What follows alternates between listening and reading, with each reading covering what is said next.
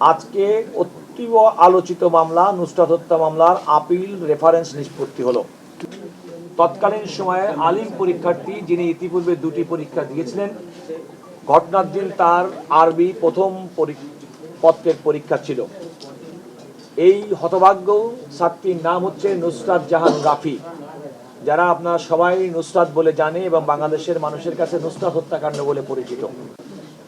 সেই মামলায় আপনারা জানেন নিম্ন আদালত 16 জন আসামিকে মৃত্যুদণ্ডের রায় দিয়েছিল।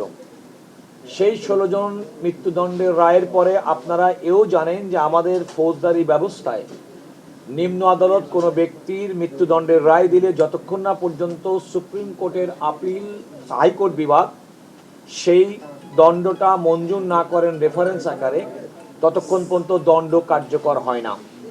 সেই হিসেবে এই রেফারেন্সের পাশাপাশি দণ্ডপ্রাপ্ত সাজাপ্রাপ্ত 16 জন অভিযুক্ত দণ্ডিত ব্যক্তি সুপ্রিম কোর্টের হাইকোর্ট বিভাগে নিজ নিজ দায়িত্বে আপিল দায়ের করেন। সবগুলো শুনানি চলছিল। আমাদের মাননীয় বিচারপতি বিষ্ণুদেব চক্রবর্তী এবং মাননীয় বিচারপতি AK-M রাশিদুজ্জামান রাজা দ্বৈত বেঞ্চে।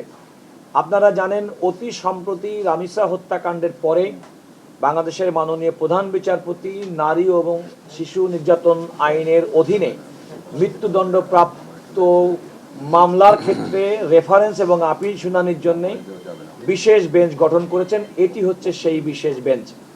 আজকে অতীব আলোচিত মামলা নুসরাত হত্যা মামলার আপিল রেফারেন্স নিষ্পত্তি হলো।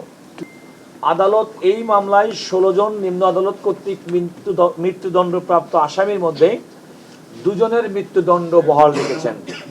তারা হলেন তৎকালীন মাদ্রাসার সুপার অধ্যক্ষ SM সিরাজউদ্দৌলা এবং সাদাত হোসেন শামীম, যার নুসরাতের পরে রাগ ছিল কারণ সে প্রেম নিবেদন করেছিল এবং নুসরাত সেটা রিফিউজ করেছিল। এই 2 জনের মৃত্যুদণ্ড বহাল রেখেছেন। আর বাকি মৃত্যুদণ্ডপ্রাপ্ত 4 জনকে মৃত্যুদণ্ড থেকে কমিয়ে তাদের সাজা যাবজ্জীবন করা হয়েছেন। তারা হলো জনাব নুরুদ্দিন, জনাব শাখাওয়াত হোসেন জাবেদ, জনাব সাইফুর রহমান মোহাম্মদ জুবায়ের এবং মিস উম্মে সুলতানা পপি। আদালত বলেছেন যেহেতু তারা এতদিন পর্যন্ত নির্জন কারাবাসে ছিলেন, কন্ডেম সেলে, সুতরাং এই 4 জনকে অবিলম্বে যেন নিয়মিত কারাগারে স্থানান্তর করা হয়। মৃত্যুদণ্ডপ্রাপ্ত 16 জনের মধ্যে 10 জনকে আদালত বেকসুর খালাস দিয়েছেন, যাদের বিরুদ্ধে কোনো সাক্ষ্য প্রমাণ হাইকোর্টের দৃষ্টিতে পাওয়া যায়নি।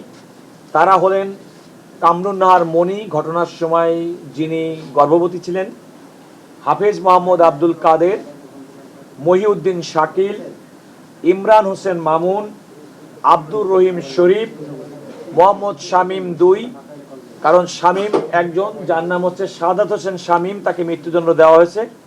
এ হচ্ছে শামীম 2, তার নাম হচ্ছে মোহাম্মদ শামীম, আপনারা আবার কনফিউজ করে ফেলেন না।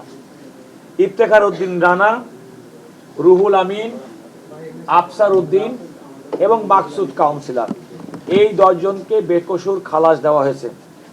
আপনারা লক্ষ্য করেছেন রায়ের শেষাংশে আদালত এই মামলার যে রায় দিয়েছে নিম্ন আদালতের বিচারক মামুনুর রশিদ সম্পর্কে একটা পর্যবেক্ষণ দিয়েছেন এবং মামুনুর রশিদ সম্পর্কে আদালত তার পর্যবেক্ষণে বলেছেন এই ধরনের সেন্টেন্সটাকে বলেছেন মাইন্ডলেস অর্থাৎ আদালত যিনি বিচার করবেন তিনি যে ধরনের বিচারিক মন অ্যাপ্লাই করতে হয় এই মামলার দণ্ড দেওয়ার ক্ষেত্রে, সেক্ষেত্রে তিনি সেটি করতে ব্যর্থ হয়েছেন বলে আদালত পর্যবেক্ষণে বলেছেন। এবং আদালত এও বলেছেন যে তাকে এই ধরনের দায়রা অর্থাৎ ফৌজদারি মামলার বিচার এবং সেন্টেন্সিং থেকে বিরত রাখার জন্য আইন, বিচার এবং সংসদীয় বিষয়ক মন্ত্রণালয়কে নির্দেশনা পর্যন্ত প্রদান করেছেন।